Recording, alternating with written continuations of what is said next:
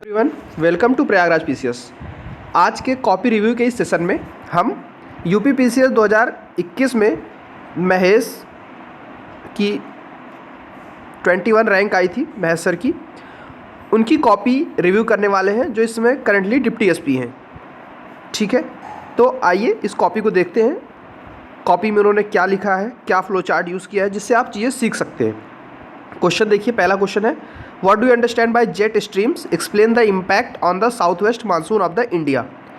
तो इसमें सबसे पहले हिंदी माध्यम के ये छात्र हैं और आंसर की शुरुआत डेफिनेशन से दिया है कि जेट स्ट्रीम क्या होता है। तो आप देख सकते हैं कि जेट स्ट्रीम की डेफिनेशन इन्होंने 3 लाइन में दिया है कि क्षोभ मंडल के ऊपरी परत में जो चलने वाली भू विरोधी पवनें होती हैं जिनकी दिशा पश्चिम से पूर्व की होती है। मतलब ये डेफिनेशन स्टैंडर्ड आप बुक से पढ़ेंगे तो आप उसको कर सकते हैं। उसके बाद लिंकर पैरा लिखा है इन्होंने, जो मेन डिमांड है क्वेश्चन की उससे लिंक कर सके।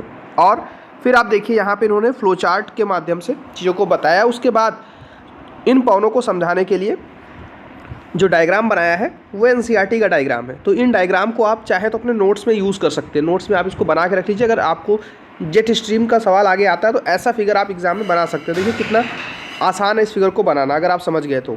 ठीक है, तो अगर आप चाहेंगे इस फिगर पे मैं डिटेल एक्सप्लेनेशन करा दूंगा। अभी तो सिर्फ कॉपी का रिव्यू है कि आप कैसे low pressure, high pressure, low pressure का पूरा जोन बताया, इसी के बीच में ये पवनें चलती हैं। तो ऐसे फिगर आप यूज़ कर सकते हैं। और हर चीज़ को इन्होंने पॉइंट न्यूमेरिक फॉर्म में लिखा है, जो लिखना बहुत ही ज़रूरी है। ठीक है, पॉइंट फॉर्म में, जिससे कि आप मैक्सिमम पॉइंट कवर कर सकते हैं। इनकी कॉपी की सबसे अच्छी बात है फिगर्स।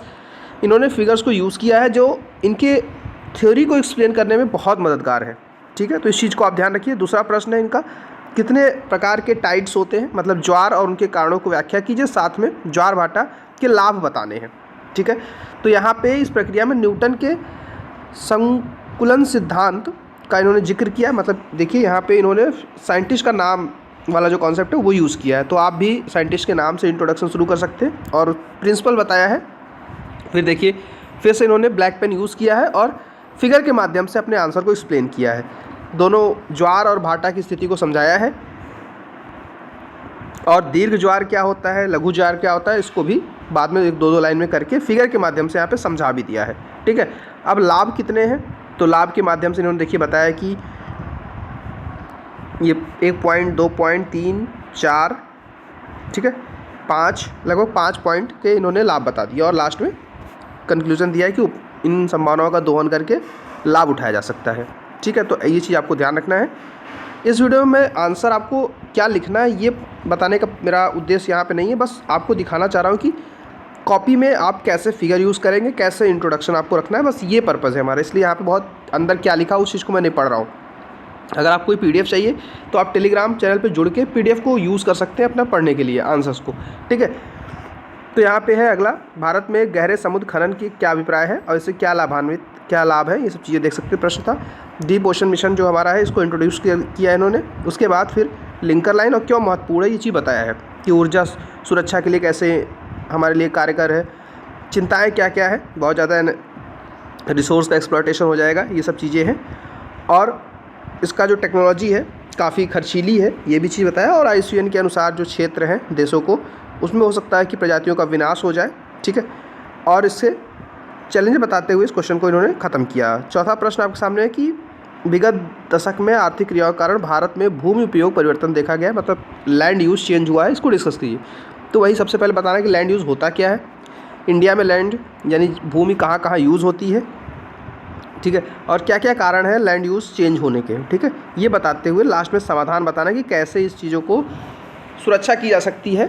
ठीक है, UNSDN का प्रयोग कर जो टेक्नोलॉजीज़ हैं उनका यूज़ करें। उसके अलावा जो लैंड रिफॉर्म्स पॉलिसीज़ हैं वो कैसे असफल रही हैं, थोड़ा थोड़ा एक लाइन में आप यहाँ पे बताते हुए समाधान दे सकते हैं। उसके बाद एग्रो क्लाइमेटिक जोन पे क्वेश्चन था क्या होता है, तो डेफिनेशन में इसको सबसे पहले इन्होंने समझाया है और किसी 2 एग्रो क्लाइमेटिक जोन जो इंडिया के हैं उसको एक्सप्लेन कर देना है। तो यहाँ पे 15 एग्रो क्लाइमेटिक जोन्स हैं, 15 को इन्होंने लिस्ट किया है और मैप बना के 15 जोन को दिखा दिया है। और उसके बाद इसमें से किसी 2 जोन को इन्होंने इसको एक्सप्लेन कर दिया है, जिससे क्वेश्चन कंप्लीट हो गया है। छठा प्रश्न जो है वो नॉर्थ ईस्ट एरियाज़ में जो शिफ्टिंग कल्चर होता है उसके प्रॉफिट और लॉस के ऊपर है। तो डेफिनेशन से शुरुआत करेंगे, किस क्षेत्र में क्या कहते हैं ये नाम बताते हुए, और ये क्यों महत्वपूर्ण है और क्यों उत्तर पूर्व क्षेत्र में होती है, ठीक है, ये बताना है। उसके बाद सीधे पॉइंट पे आना कि क्या इसके लाभ हैं और हानि बता देनी है, और लास्ट में कंक्लूड करते हुए अपने क्वेश्चन पे आगे बढ़ जाना है। और इस पीडीएफ का आखिरी क्वेश्चन मनरेगा पे था, जिसमें मनरेगा स्कीम के जो रूरल डिस्ट्रेस है इसका आलोचनात्मक परीक्षण करना है। तो देखिए, सबसे पहले स्कीम का जो एक्ट था उसको बताया है, इसके अंदर क्या प्रावधान है और इस स्कीम की उपलब्धियां हैं गिनाई गई हैं। उसके बाद चुनौतियों के बाद लास्ट में समाधान प्रस्तुत करते हुए प्रोफेसर अमर्त्य सेन के आर्थिक लाभों या फिर जो गरीबी में कमी करने के जो तरीके हैं उसको बताते हुए कंक्लूड किया गया है। तो ये फॉर्मेट आप आंसर राइटिंग का यूज़ करिए, जिससे नंबर अच्छे आपको मिल सकते हैं। आप कुछ विद्वानों के नाम याद कीजिए जिन्होंने गरीबी, शिक्षा इत्यादि पर अपने विचार व्यक्त किए हैं। कुछ रिपोर्ट्स को याद रखिए जिन्हें आप कोट कीजिए, जैसे आप यहाँ देख सकते हैं इन्होंने एशर रिपोर्ट कोट किया है, ठीक है। तो इस तरह की रिपोर्ट करके आप मैक्सिमम नंबर गेन कर सकते हैं। तो ऐसी वीडियो देखने के लिए चैनल को सब्सक्राइब कर लीजिएगा। ये कॉपी जो है सर ने मेक IAS में लिखी थी, तो ये पूरा कॉपी का PDF उन्हीं का है, बस यहाँ मैं रिव्यू कर रहा हूँ जिससे कि आप लोग को ये आइडिया लग सके कि कैसे आपको आंसर राइटिंग करनी है। सो इस वीडियो में इतना ही। Thank you.